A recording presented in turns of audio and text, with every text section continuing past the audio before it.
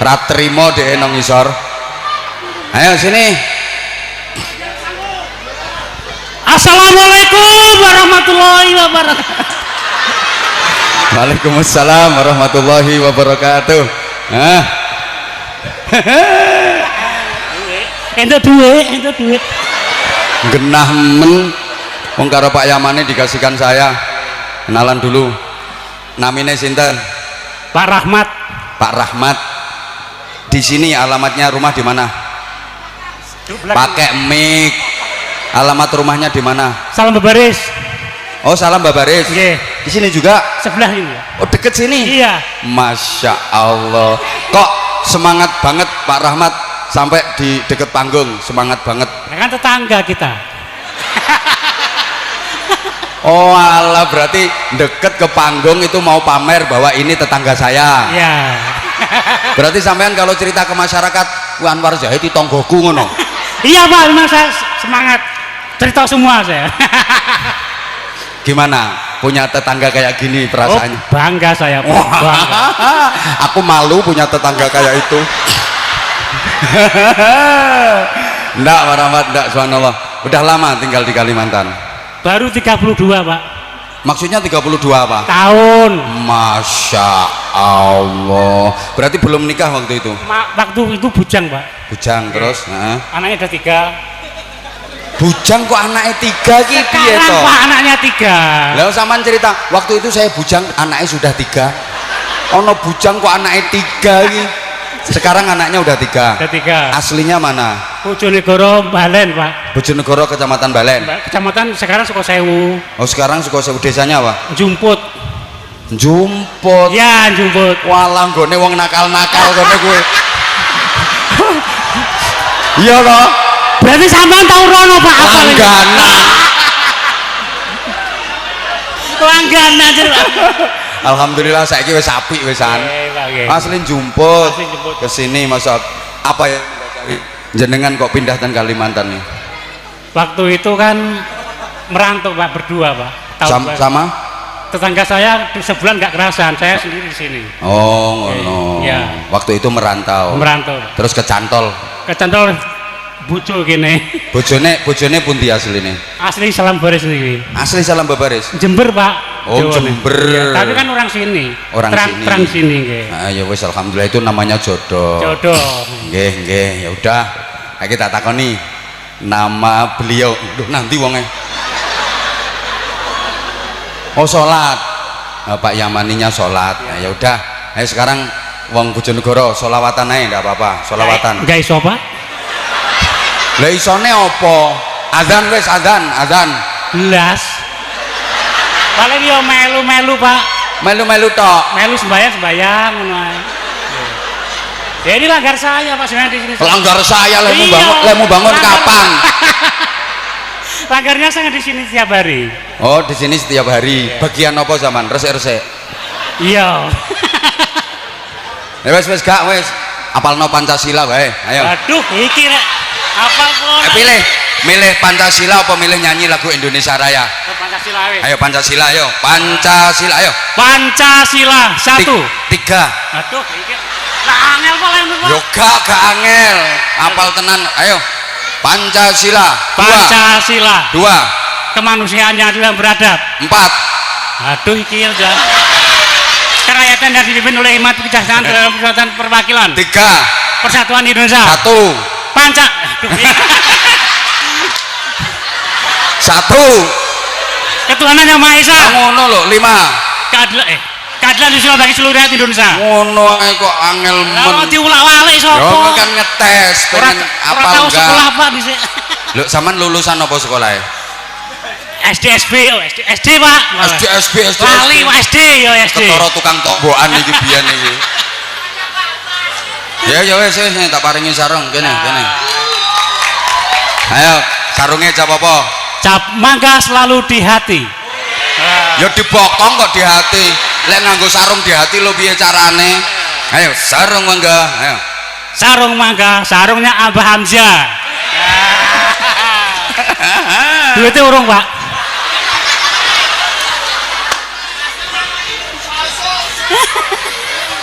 tonggo tak kei 300. Alhamdulillah. Iki konggone Pak Yamani, matur suwun Pak Yamani. Isik-isik kanggo liyane kok. Ayo matur suwun Pak Yamani. Matur nuwun Pak Haji Yamani, mudah-mudahan diparingi seger waras, panjang umurnya, mudah-mudahan tahun ini jadi bupati. Amin. Wes ngono. Wes 300. Mau sing ngomong ape nambahi sapa? Ayo. Aduh ya lali aku. Ayo. Yo. Sing ngomong ape nambahi mau sapa? Ayo. Ya kan mau, saiki kan lain. Kuwi lambe lecek. Mau sing ngomong tak tambahi. Endi tambahane? Sik, ora ganggu, Pak. Lho gayae. Wis apal aku. Nah, terima kasih salim ke Pak Haji Yamani. Matur suwun didoakan. Nggih, makasih Pak. Ayo, sok milih iki apa ora? Pasti. Warga kene lho, Pak. Iya warga kene. Iya omahe kene. Ngerti. Wis kene miki ora wis nggih. Wis lah. Nggih, matur suwun. Salam keluarga nggih. Nek mulih nang Bojonegoro mampir. Pernah mulih nang Bojonegoro apa ora? Ben taun, Pak. Oh, ben taun. Ya sok mampir nang nggonku. Tak anteni tambahane iki. Mampir saya. Apa? Iki bareng pingane nduk bareng. Bareng mbek sampean. Iya, bareng. Ya tak anteni tambahane.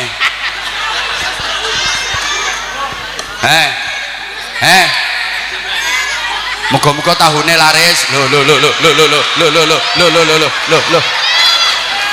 Wes kenekan pokoknya.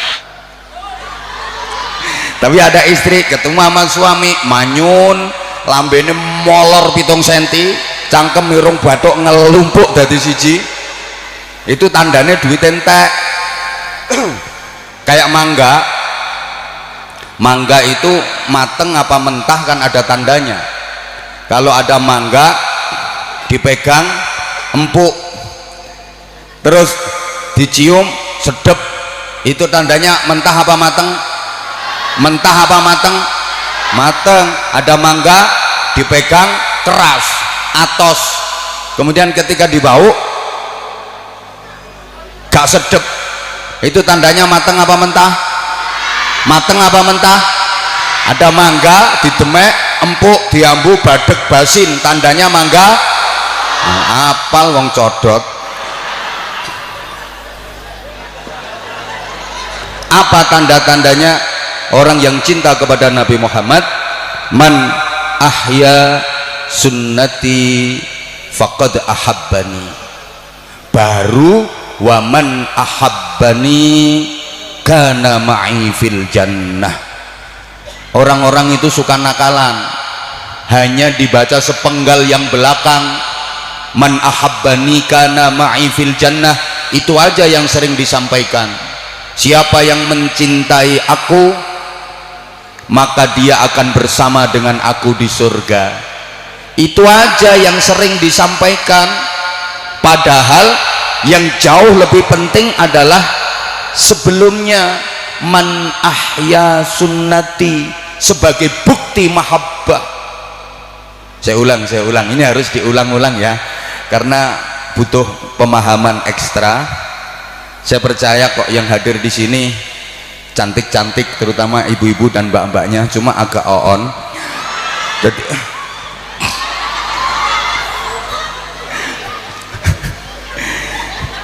ini yang sering disampaikan penceramah-penceramah itu cuma sepenggal. Man ahabbani kana ma'i fil jannah, siapa yang mencintai aku, kata Nabi, maka dia akan bersama dengan aku di surga.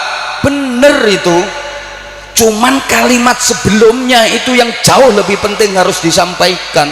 Bukti bahwa cinta itu apa? Man ahya sunnati, siapa yang mau menghidup-hidupkan sunnahku, melestarikan perilakuku, mengikuti tindak lakuku, itu faqad ahabbani, dia benar-benar mencintai aku. Lah kalau nggak mau ahya sunnati, nggak masuk kategori cinta Nabi. Allahumma sholli ala Muhammad. Udahlah, nggak usah ngaku cinta. Kalau ahya sunnati otomatis itu sudah merupakan bentuk cinta kepada Nabi. Walaupun dia mengaku cinta sehari 1000 kali dia ngomong cinta, tapi kalau nggak ada ahya sunnati, no. Muga-muga faham. Ini pentingnya kita mengadakan peringatan Maulid Nabi. Karena begini, ini sering saya sampaikan di mana-mana, jarak antara kita dengan Rasulullah itu sangat jauh. Rasulullah lahir tahun 571 Masehi. Kita sekarang hidup di tahun 2024. Itu aja kalau dihitung udah 1453 tahun. Jauh jaraknya kita dengan Rasulullah. Sementara kita disuruh meneladani Rasulullah, disuruh mencontoh Rasulullah dalam segala hal. Lah kitanya nggak pernah ketemu sama Rasulullah, kita nggak pernah berpetuk.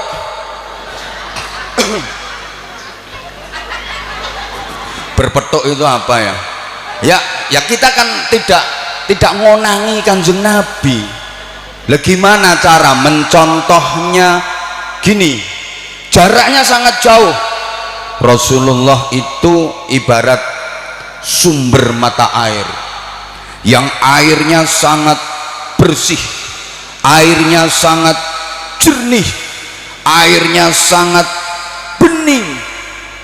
Sedangkan kita ini ibarat sungai-sungai kecil yang udah jauh sampai ke muara, airnya kotor karena sampah, airnya keruh karena lumpur.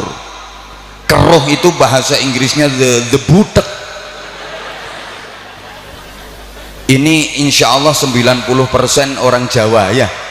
Nah, kelihatan dari burek-bureknya.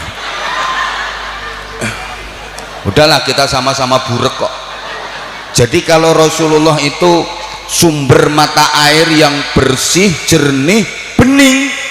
Lah orang Salam Babaris ini sungai kecil yang udah jauh, airnya kotor, airnya keruh, airnya butek. Bahkan ada yang bukan sekedar sungai kecil, ada yang sudah jadi peceren, ada yang sudah jadi got. Lah kayak sing dongsong kayak malah sapi teng kayak. Saking kotornya kita. Gitu loh. Lah air itu kalau keruh isinya nggak jelas. Tolong perhatikan, banyu iku nek butek apa sing dadi isine ora cetha, betul? Udah, yang bukan Jawa pokoknya ikut bilang betul, ngono paham gak paham. Air itu kalau keruh, apa yang ada di dalam, apa yang menjadi isinya kan nggak jelas. Karena airnya keruh, isinya ini kecil apa besar, ini pendek apa panjang, ini lincip apa bendol, ini gembuk apa atos, kan nggak jelas karena airnya keruh. Ya Allah, ini didengerin apa enggak sih? Oh ya, saya ulang. Air itu kalau keruh, air itu kalau bening, apa yang menjadi isinya nampak jelas karena airnya bening, betul? Tapi kalau air itu keruh, isi dalamnya nggak jelas. Ini kecil apa gede, ini kecil apa ganal.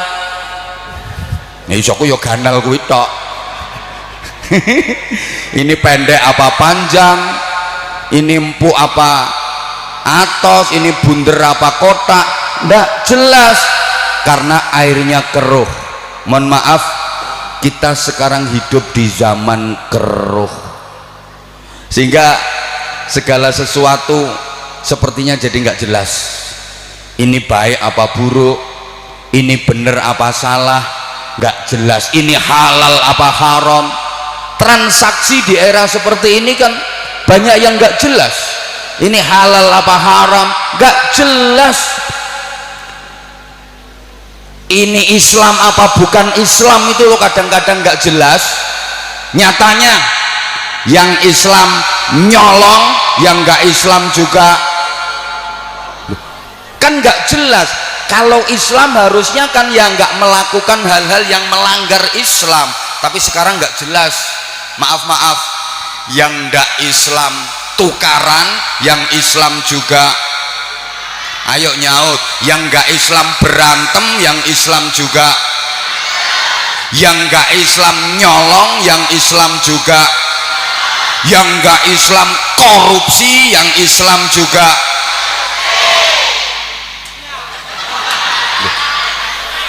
Loh iya kan, yang nggak Islam ngerasani, yang Islam juga, yang nggak Islam gendaan, yang Islam juga. Loh kan sekarang nggak jelas ya, karena memang kita hidup di zaman butek.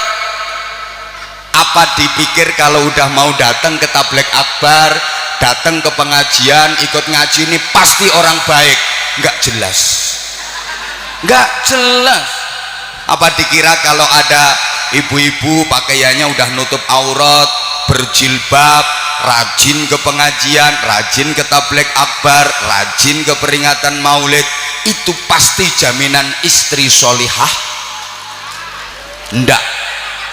Ndak jelas. Belum tentu. Kadang jilbaban, rajin yasinan, tapi kalau sama suami nyelatunan. Ada apa enggak? Orangnya datang, ulun tahu persis. Sekarang orangnya pakai jilbab warna pink, bajunya hitam.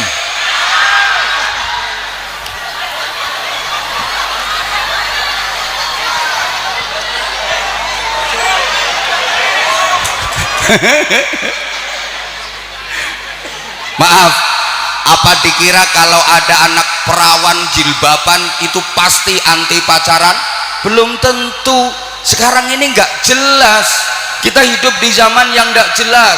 Apa dipikir kalau ada orang pakai mobil mewah itu pasti orang kaya? Nggak jelas, wong itu rentalan gitu loh. Halo? Iya.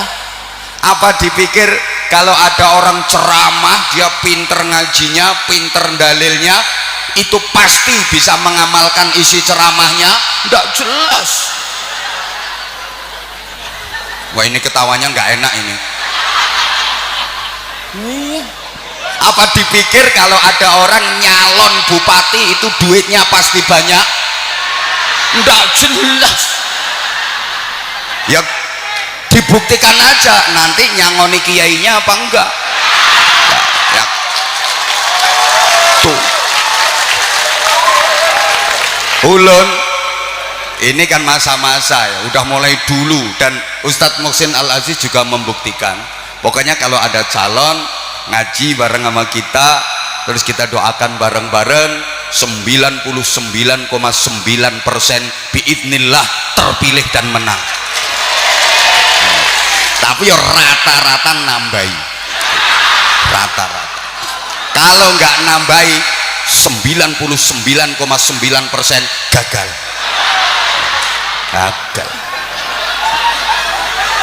Atau mungkin terpilih tapi belum sampai sebulan meninggal biasanya. Nah, pilihan ada di tangan Anda. Itu udah terbukti di mana-mana. Oh, bahkan ada dia udah jadi pejabat, udah jadi kepala daerah, ketemu nggak nambahi, kena kasus, tangkep KPK di penjara, selesai jabatannya. Mikir gitu. Siapa suruh datang? Udah, kalau nggak tahan tinggalkan panggung, nggak ada masalah. Wong majelis ini nggak didatangi dia juga tetap jalan. Oh. Halo? Kalau nggak gini bukan Abah Anza namanya. Itu.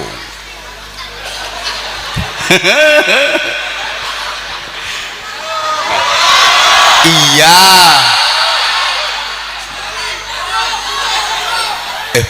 emang kita sekarang hidup di zaman keruh, maka wajib hukumnya bagi kita yang keruh, yang butek-butek ini untuk berusaha mendekat ke sumber mata air tadi, mencari air bersih, mencari air bening, mencari air jernih, dan sumber mata airnya adalah Rasulullah Muhammad sallallahu alaihi wasallam.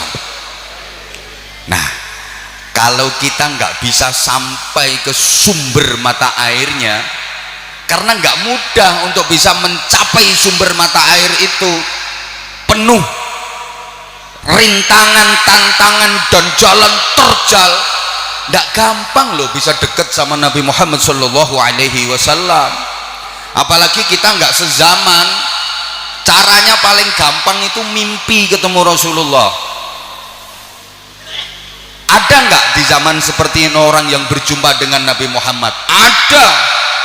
Imma fil yaqdah, dalam keadaan tersadar ketemu langsung dengan Nabi Muhammad.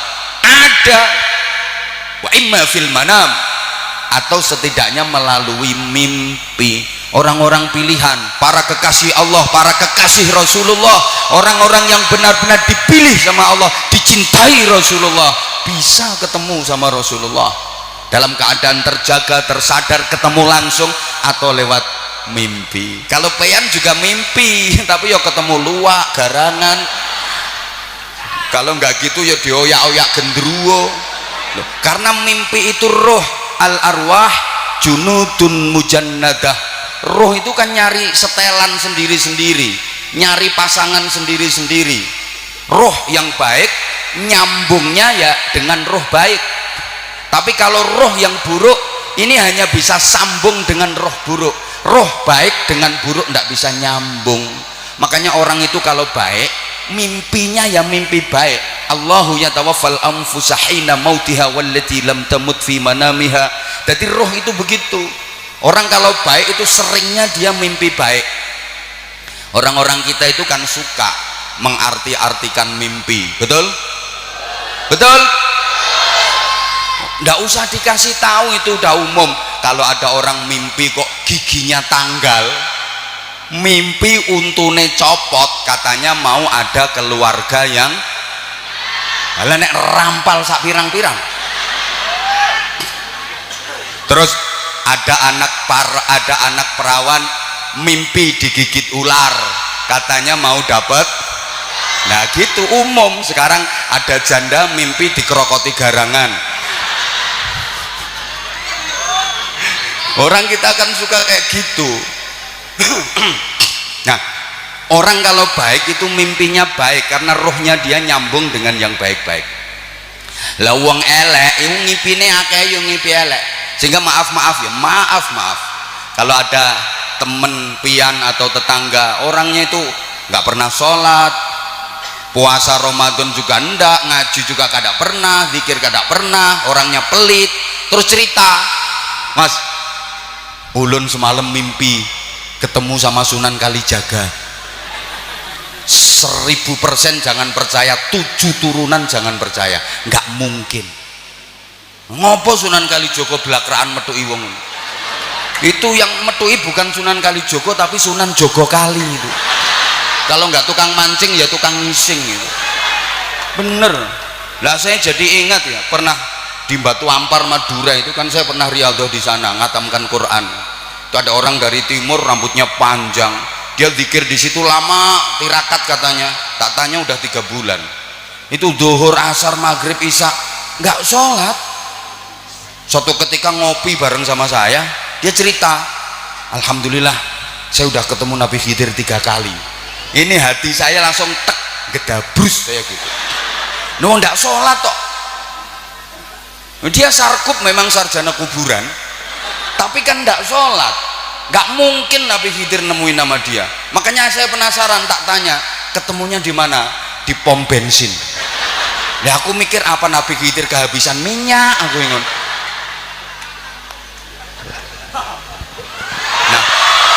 Iya ya, tuh kan udah kelihatan banget kalau saya ngomong aku. Allahumma sholli ala Muhammad. Kalau kita nggak bisa mendekat ke sumber mata airnya, ya setidaknya kita mendekat ke sungai-sungai besar yang airnya masih bersih, airnya masih jernih, masih bening, agar kita yang kotor, yang keruh, yang butek ini mendapatkan gerojokan air bersih, air jernih, air bening, supaya lama-lama butek kita jadi hilang, kita pun jadi bening. Sampai sini bisa dipahami? Kita sungai kecil yang keruh, yang kotor, yang butek ini harus mendekat ke sungai-sungai besar yang airnya masih bersih, masih jernih, masih bening, agar kita yang keruh, kotor, butek dapat gerojokan air bersih, sehingga butek kita lama-lama jadi hilang, kita pun berubah jadi bening. Siapa? Sungai-sungai besar yang airnya masih bersih, masih jernih, masih bening, yang harus kita dekati tidak lain tidak bukan adalah para ulama, para kiai. Yang kiai beneran, ulama sungguhan, kiai beneran. Hati-hati, zaman kayak gini kan keruh, nggak jelas ini kiai apa bukan kiai, kan nggak jelas. Halo, kata orang Jawa, jangan digebyah uyah, ojo digebyah uyah podo asine. Memang uyah itu asin, tapi kan tidak semua yang asin itu uyah. Contoh umbelmu, gak percaya dilaten ora asin gitu loh. Emas memang umumnya berwarna kuning, tapi kan tidak semua yang warnanya kuning itu emas. Lah kalau semua yang warnanya kuning dianggap emas, berarti pian tiap pagi ke toilet petentengan itu ngeluarin emas. Ulama umumnya pakai sorban, umumnya, tapi nggak semua yang pakai sorban itu ulama. Hati-hati, kadang yang menang tampilannya tok, casingnya tok, atributnya saja, jubahe klengsreh lemah, sorbannya wombo koyo Batman. Dia bawa tasbih itu besar-besar, bukan dari kayu, kelapa direntengi. Apa itu mesti ulama? Ya ntar dulu kualitasnya dong, gimana sanad keilmuannya, dia ngajinya di mana, gurunya siapa, kiainya siapa, sanad ilmunya nyambung nggak ke Rasulullah Shallallahu Alaihi Wasallam. Kalau ulama Indonesia sanad ilmunya rata-rata sama, nanti sampai ke Abu Bakar Syato. Abu Bakar Syato itu muridnya Syekh Ahmad Zaini Dahlan. Ngopo tak terang nong ini, wis pokoknya nek jalur pesantren ahlu sunnah wal jamaah itu wis bener gitu loh maksud saya. Terus dia ya pernah mondok di pesantren, bisa ngaji, faham berbagai macam fan disiplin keilmuan, itu bener-bener ulama. Ngajinya ya runtut, suruh baca kitab kuning ya bisa, itu tandanya dia faham ilmu agama. Kitabnya ya urut, ya Fathul Qorib, Fathul Mu'in, Fathul Wahhab. Nah kalau ulama-ulamaan mungkin ceramah pinter, tapi suruh baca kitab AU, karena yang dikaji sama dia bukan Fathul Wahhab, melainkan Fathul WhatsApp, Raudatul Facebook, Kifayatul Instagram, Hidayatul Twitter, sama Nihayatul TikTok. Nah itu sanad ilmunya sambung pada Syekh Google radhiyallahu anhu. Tuh. Maka lo kita nggak boleh sembarangan nyari guru.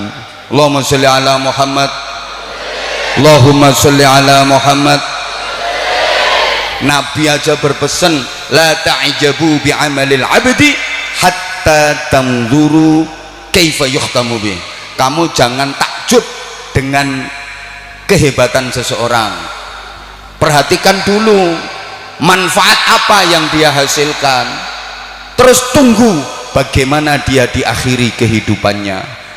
Jangan gampang kagum. Halo, paham boh enggak diomongin ini? Nah ini maksud saya, kita harus mendekat ke ulama. Ulama itu memang harus dimuliakan. Man akramal ulama faqad akramallah wa rasulah. Siapa yang memuliakan ulama, maka dia benar-benar sudah memuliakan Allah dan Rasulullah. Sebaliknya, meremehkan ulama berarti meremehkan Allah, meremehkan Rasulullah. Nah, kalau saya bukan ulama, jujur, maaf, saya ndak bisa ngaji, sama kayak Pean. Kita sama-sama oon. Makanya saya di mana-mana cuman ngajak kepada saudara-saudara saya yang sama-sama bodoh dengan saya, mari kita jalurnya yang benar. Allahumma sholli ala Muhammad. Allahumma sholli ala Muhammad. Apa pentingnya kita memuliakan ulama? Ya penting banget. Kita itu diperintah mencontoh Rasulullah, sementara kita nggak pernah ketemu sama Rasulullah. Caranya ya lewat bimbingan para ulama, betul? Lah kan akhir-akhir ini ada propaganda anti ulama di medsos, itu juga berseliweran upaya untuk menjauhkan umat dari ulama. Salah satu caranya sesama ulama dibentur-benturkan, ulama dibentur-benturkan, tujuannya agar umat itu ada kebencian kepada ulama. Kalau umat sudah menjauh dari ulama, fantawiris sa'ah, tunggu saat kehancurannya. Ya karena ulama lah pewaris Nabi. Ada yang yarithu aqwalahu, mewarisi dawuh-dawuhnya Nabi, namanya alim. Ada yang yarithu af'alahu, mewarisi perilakunya Nabi, namanya abid. Ada yang yarithu akhlaqahu, mewarisi akhlaknya Nabi, namanya arif. Jadi ada al-alim, ada al-abid, ada al-arif. Itu kriteria ulama. Allahumma sholli ala Muhammad. Sekarang kan ada model kayak gitu. Wes gak usah kiai-kiaian. Ngopo kiai? Langsung Kanjeng Nabi aja. Kiai sama manusianya, makan sama-sama nasi, kentut sama basinnya. Ya pancen mangan podo segone, ngentut podo basine, tapi kan beda. Gitu loh. Lah orang yang bilang ndak usah ustadz, ndak usah ulama, ndak usah kiai, langsung Nabi. Loh dia ketemu Nabi itu ya kapan? Terus dia kenal Nabi dari siapa kalau bukan dari ulama? Halo?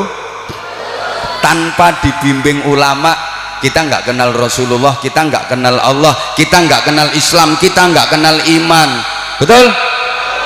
Gaya langsung Nabi, kita nggak usah pakai kitab kuning, apaan itu, ketinggalan zaman, udah nggak relevan, langsung sumbernya Quran hadis gaya. Kalau mau langsung mempelajari Quran hadis, maaf ya, utekmu itu sama dengan utekku, nggak nyampe kalau nggak punya piranti yang lengkap, ison jepluk malahan. Justru adanya kitab-kitab turas, kitab-kitab kuning karya para ulama itu memudahkan kita untuk memahami Quran hadis. Sudah dijelaskan, dijabarkan, nyampe ke kita tinggal memahami, mengamalkan, kan malah enak. Saya sering contohkan gini, para jamaah rahimakumullah, ibu ibarat ibu pengen merasakan harum dan wanginya kembang. Ada kembang mawar, kembang melati, kembang kenanga, kembang kantil, kembang, siapa ngomong kembang api? Harum kok kembang api nggo nyumet lambemu kuwi. Kembang sedap malam. Nah, ibu kan bisa pakai yang udah praktis, parfum namanya. Itu diolah, diproses dari bahan aslinya ya kembang, tapi udah disuling, disaring, diproses jadi parfum aroma mawar, parfum aroma melati, kan malah enak. Ibu bisa ngatur aroma, kepingin aromanya remeng-remeng ya makanya dikit aja, kepingin sedeng ya, kepingin semerbak 2 botol pakai mandi, kan bisa ngatur aroma. Lah kalau ibu pengen langsung, berarti pengen merasakan wanginya kembang, langsung menghisap dari kembangnya, bisa-bisa ndak kuat, pening kepala, puyeng iso geblak.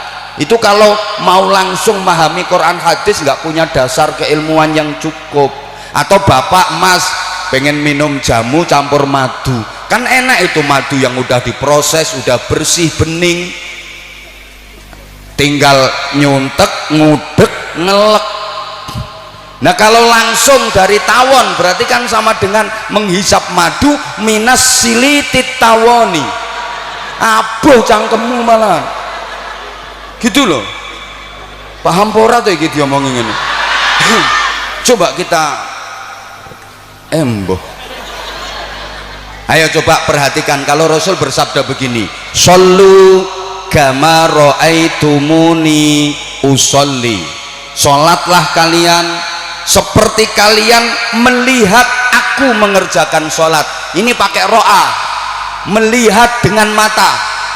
Saya ulang, sholatlah kalian seperti kalian melihat aku mengerjakan sholat.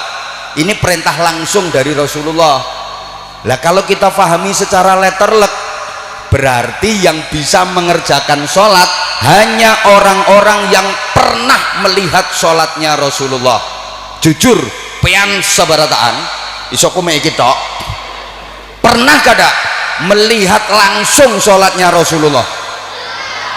Pernah apa enggak? Berarti enggak bisa sholat. Wong enggak pernah melihat sholatnya Rasulullah langsung kok, berarti pian enggak bisa sholat. Tapi nyatanya kok sholat. Dan umat Islam seluruh dunia cara sholatnya sama. Saya tanya di Salam Babaris, sholat Isya apa masih tetap 4 rakaat? Oh barangkali apa-apa harganya naik terus dikurangi rakaatnya. Enggak ya, tetap 4 rakaat ya. Tropean sholat Isya kok 4 rakaat itu nyontoh siapa? Nyontoh Nabi Muhammad, kapan ketemu?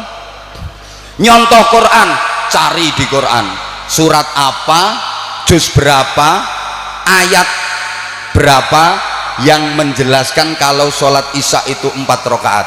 Kada ada. Ayo nyontoh Rasulullah, kapan lihat, kapan ketemu? Nyontoh Quran, tidak ada ayat Quran yang membahas sholat Isya 4 rakaat. Tapi nyatanya umat Islam seluruh dunia sholat Isyanya kok sama 4 rakaat. Terus sholat asar di sini kabarnya gimana? Masih tetap 4 rakaat? Nggak ditambah, nggak dikurangi. Itu nyontoh siapa? Nyontoh Kanjeng Nabi. Kapan jumpa, kapan ngeliat? Nyontoh Quran, nggak ada ayat Quran yang memerintahkan sholat asar 4 rakaat. Terus jawabannya tetap nyontoh Rasulullah, cuman ada yang mendidik dan membimbing kita, ada yang mengantarkan ilmunya Rasulullah sampai ke sini. Rasulullah itu di Makkah, di Madinah, loh kok ilmunya sampai Tapin, ilmunya sampai Salam Babaris, ada yang mengantarkan. Siapa? Para ulama, para kiai, para tuan guru. Ilmu itu ibarat air, Allah adalah sumbernya, Nabi Muhammad adalah pompanya, mesin pompa airnya. Lah para ulama itu pipa-pipa, paralon-paralonnya itu. Maka pipa-pipa paralon itu kelihatannya kan hanya apa ya, gelimbang-gelimbung. Ngerti gelimbang-gelimbung? Kayaknya ndak kerja, padahal sebenarnya pipa paralon itu kerja. Apa kerjanya? Nganter air dari sumbernya. Maka siapa yang meremehkan pipa, meremehkan paralon, siap-siap nggak bakal kebagian air. Rasulullah di Mekah, di Madinah, le ilmunya kok bisa sampai Tapin, bisa sampai Salam Babaris, ada yang mengantarkan. Siapa? Para ulama, para kiai, para tuan guru, guru-guru ngaji itu yang mengantarkan. Maka kalau nggak percaya, pengen Islam di Salam Babaris, di Tapin tetap makmur, tetap syiar, tolong guru-guru ngaji diperhatikan dengan baik. Tolong sekali lagi guru-guru ngaji diperhatikan dengan baik. Kalau pengen Islam tetap syiar, tetap eksis, tetap istiqomah, tetap jaya. Tapi kalau guru-guru ngaji sebagai pipa-pipa, pralon-pralon perantara ilmunya Rasulullah kada diperhatikan dengan baik, nggak lama Islam akan selesai, Islam akan habis. Gak percaya? Bangun masjid sebesar-besarnya, silahkan bangun masjid segede-gedenya, tapi guru-guru ngaji nggak diperhatikan, sepi masjidnya. Betul? Orang sekarang itu udah banyak masjid yang sepi, maaf banyak orang bangun masjid kegeden. Saiki akeh wong bangun masjid kegeden, masjidnya gede jamaahnya cuma dikit, akhirnya masjidnya lobok. Padahal apa-apa nek lobok itu gak enak sing ngepres. Ayo sampean pakai BH lodok yang berosot kok, atau bapak pakai katok lodok melorot, enak sing ngepres bojo lodok era penak kok enak yang ngepres. Lah sekarang banyak orang bangun masjid itu kebesaran, longgar masjidnya gede, jamaah cuma sebaris dua baris, itu ngabisin duit, ngabisin biaya. Bener ya, kalau jamaah cuma satu soft, dua soft, satu baris, dua baris, bangun masjid nggak usah gede-gede, entek duit, ya wis gawean jelantir dawa nak ya wis. Halo? Gara-garanya apa itu? Guru-guru ngaji kurang diperhatikan. Sorry ya, guru-guru ngaji itu rata-rata kada ada gaji. Karo masyarakat mek dituturi, cuman dinasehati tapi nggak digaji, nggak diperhatiin. Sabar ya Pak Ustadz, anak-anak sini tuh nakal-nakal, kata ustadznya. Nggih, sabar Pak Ustadz, anak-anak sini tuh nakal-nakal, ngajar yang sabar, yang ikhlas. Nggih, tapi nggak ada bayarannya. Makanya rata-rata guru ngaji itu kuru-kuru, sampai pecine lo longgar, tambah kuru sandas-sandas. Izin, mohon maaf banget ini kepada pejabat-pejabat atau calon pejabat.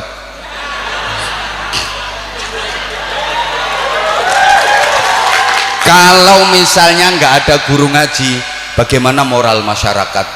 Bagaimana mental masyarakat? Siapa sih yang membina akhlaknya masyarakat? Yang mau berbuat jahat jadi sadar, jadi orang baik, yaitu ya guru-guru ngaji, ustadz, kiai. Itu yang terjun langsung ke masyarakat, membina masyarakat. Tapi maaf perhatian dari pemerintah kurang. Loh, camat aja dapat mobil dinas, padahal kerjanya cuma tanda tangan stempel, itu aja dapat mobil dinas. Lah kiai-kiai yang pertentangan keliling kampung belum ada kiai dapat mobil dinas. Kiai Muhsin nih, itu jadi pengasuh pesantren udah puluhan tahun, nggak ada dapat mobil dinas, tunjangan juga nggak pernah ada. Untungnya lemu tadi nggak ketoro. Loh, padahal kalau kita pikir jasanya kepada masyarakat, yo jauh lebih besar ulama-ulama itu toh daripada yang pakaiannya melinti seragaman itu. Halo? Bener apa anda ini? Maka nanti Pak Yamani,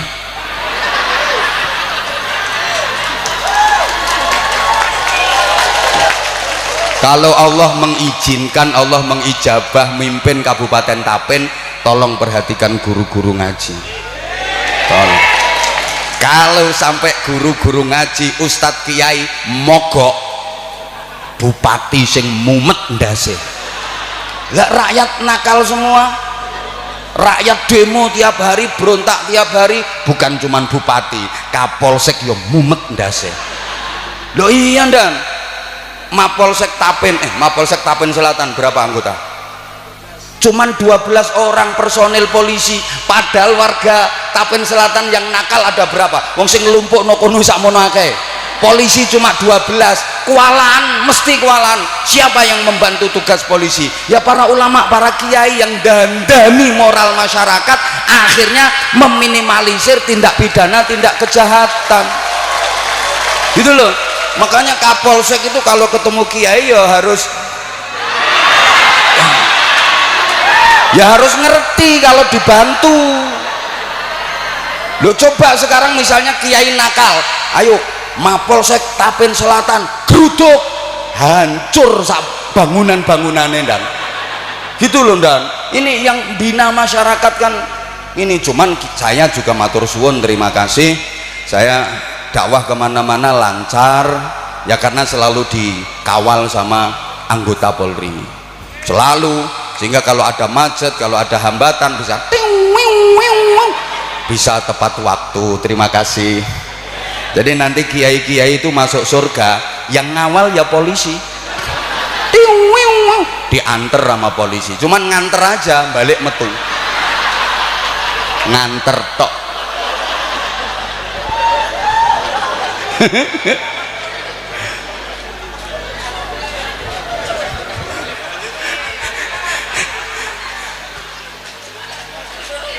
Loh, ini bukan berarti apa ya, saya itu curhat, saya itu betul-betul kasihan kadang-kadang kalau ada para pejuang agama yang kurang dapat perhatian dari pemerintah tuh, apalagi kalau ada anggaran berlebih, prioritaskanlah, kasihan.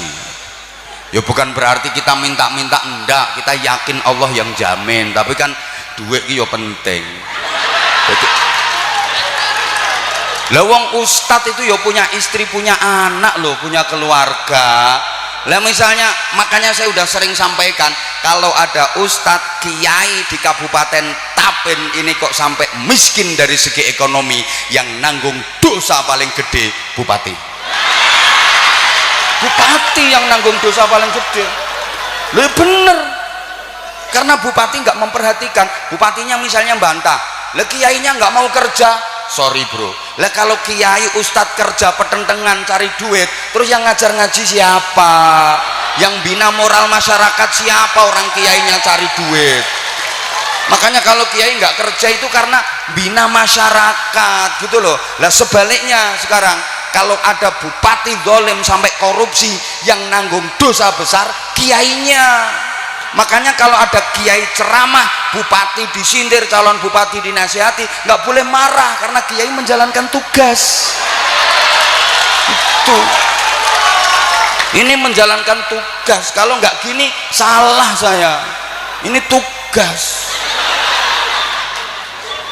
harus saya sampaikan. Karena kalau ada kepala daerah zalim, korupsi, zalim kepada semena-mena kepada rakyat, ini ulamanya yang berdosa. Masa ulama nggak berani nasihati pejabat? Masa ulama kok malah ngatok sama pejabat? Ulama kok malah takut sama pejabat gara-gara diteplok duit? Ulama cemen itu. Nggak boleh. Loh, kalau saya mulai dulu saya disuruh demek-demek datang ke pendopo kabupaten, sorry ya. Loh, kalau saya enggak, ya ulamanya yang datang ke saya. Kalau mau seperti itu, nggak mau ya wes. Ngono aku pengen tak ora tarik pun. Saya gitu, Ustadz Muhsin, jangan mau misalnya suruh Ustadz Muhsin menghadap ke pendopo kabupaten, enggak, bupati aja yang datang ke rumah. Ngono gaya, sopo sing butuh, ngono, enggak tak kasih bantuan, enggak paten, ngono ae. Enggak dikasih dari kabupaten, langsung telepon saya, tak ambilkan dari pusat, ngono.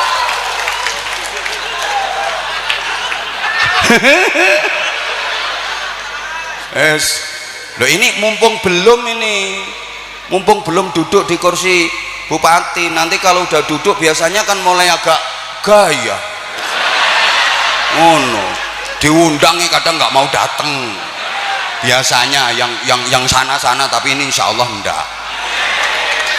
Pokoknya nanti kalau udah jadi bupati kok gaya, tak sikat pokoknya enggak apa. Ngono aku gak wedi aku ngene. Wis tak eling-eling Yamani. Tapin. Yo enggak terima berdiri ya. Cah kene kok. Nah, ini ya iki mesisan kan saya tawarkan ke masyarakat karuan. Nah, beliau alhamdulillah menerima dengan ikhlas. Enggak terima ya nanti kita bikin perhitungan dong. Wah, ini kan demi beliau juga. Jauh sebelumnya tak ingetin. Makanya ini kan harus sinkron antara ulama dengan kiai lah. Kalau Ustadz Muhsin lagi punya keperluan sama beliau silaturahim, nah Ustadz Muhsin datang ke Pak Bupati, aturannya begitu. Tapi kalau misalnya lebaran, lalu terus Kiai Muhsin yang demek-demek ke kabupaten, kiai apaan?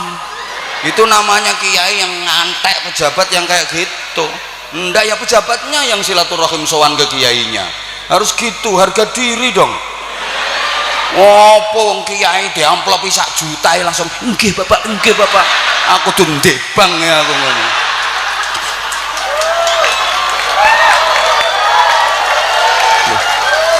muruah kok cuma dihargai 1 juta lho. Ndasmu iki mek 1 juta regane. Apa kiai opoan ngono iku? Ya pejabatnya yang ke rumah. Saya gitu, kalau pejabatnya udah ke rumah saya baru mau datang. Kalau dia belum ke rumah, sorry aku ngono. Sopo sing butuh? Paling kok nek wae ape pilihan yang butuh nang ngene-ngene iki.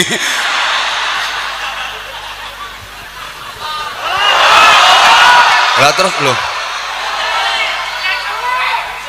Gak melu urun aja cerewet. Gak nyumbang cerewet. Wong yang mau nambahi sangu lo diem. Sampean itu nggak nyumbang cerewet. Ya emang udah lumayan lama ya saya nggak ke daerah sini itu udah mulai terakhir berapa ya, tahun berapa ya, sebelum covid ya. Oh iya covid, masya Allah.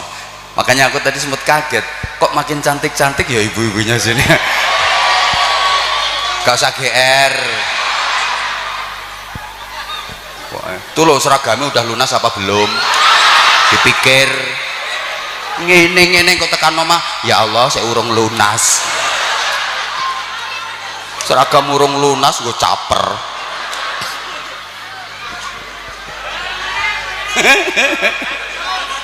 Allahumma sholli ala Muhammad. Nah ini penting lagi. Jadi sebagai pralon pengantar ilmunya Rasulullah. Jadi kalau nggak ada ulama, nggak ada kiai, kita bodoh lah lo. Coba siapa dulu yang mengenalkan kita tentang hukum-hukum Islam? Siapa yang ngajari kita? Ini najis, mukhafafah, mutawasitoh, mughaladoh. Siapa yang ngajari kalau bukan kiai? Betul? Nah sekarang itu banyak yang apa ya? Udah merasa jadi orang sukses, udah kaya, apalagi punya jabatan, itu lupa sama ustadznya yang ngajar ilmu-ilmu dasar. Saya itu sering denger. Iku mbiyen guruku, ya Allah. Iku mbiyen guruku berarti sekarang udah ndak. Yang suka diremehkan itu ya guru-guru ngaji itu, maaf. Apa guru ngulang alif ba ta? Jangan meremehkan guru yang ngajar alif ba ta. Kalau nggak ada yang ngajar alif ba ta, nggak ada orang hafal Quran, nggak ada ahli fikih, nggak ada ahli hadis, nggak ada ahli tafsir. Betul? Loh, bisa jadi hafid Quran, bisa jadi ahli tafsir, bisa jadi ahli hadis, yaitu jasanya yang mengenalkan a i u ba bi bu. Alif fathah, alif kasroh, i, alif domah, u. Yang kenceng ba fathah ba, ba kasroh bi, ba domah bu. Kaf fathah ka, kaf kasroh ki, kaf domah ku. Mem fathah ma, tak fathah ta, mem domah mu. Matamu dewe. Jasanya itu alif ya sukun fathah ai, lam fa sukun fathah love ya domah you. I love you too. Tuwek ra usah. Tuwek melukis bae. Khusus yang muda. Tuwek melu ngene. Gila nih. Mau aku sing tuwek tak balekne nyong. Alif ya sukun fathah ai, mem sin sukun kasroh mis ya domah yu. Kelihatan kok kalau kamu kangen sama aku. Allahumma sholli ala Muhammad. Siapa yang ngajari kita wudhu, siapa yang ngajari kita sholat? Jangan lupa ya, dulu belajar neng musola kecil diajari nawaitul wudhu'a li rapengil hadasil asghari. Orang dulu nggak bisa bilang ain kok. Fardhon lillahi ta'ala, niat ingsun wudu krana ngilangaken hukume hadas cilik. Fardu krana Allah Ta'ala. Siapa yang ngajari?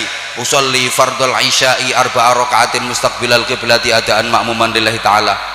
Usolli fardhus subki raka ngateni mustaqbilal ya maunya fardhus subhi raka'ataini, tapi kan nggak bisa fardhus subki raka ngateni.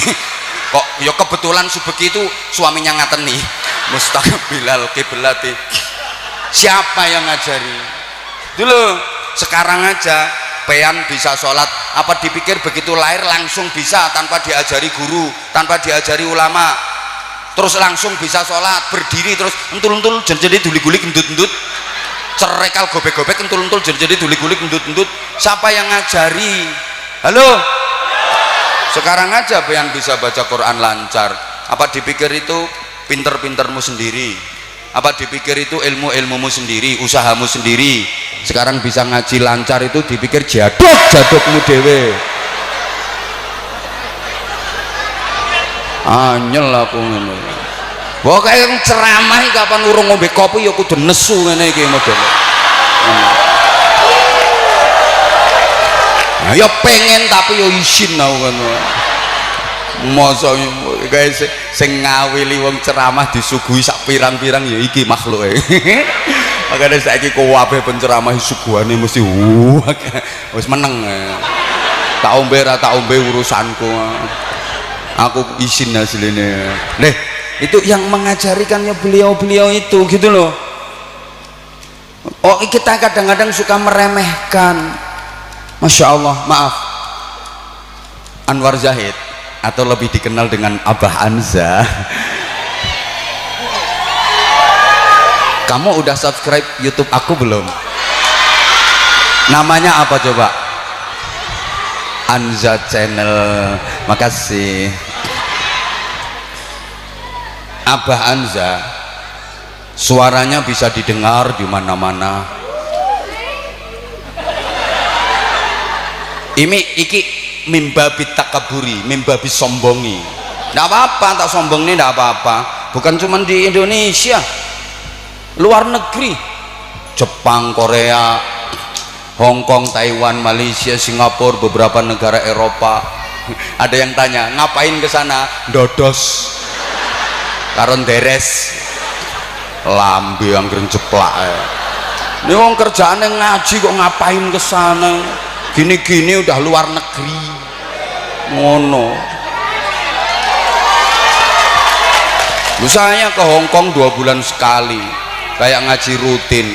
Siapapun yang penting kan luar negeri. Timbangannya dirimu. Urip mek deres. Mulane rupamu molor kaya karet.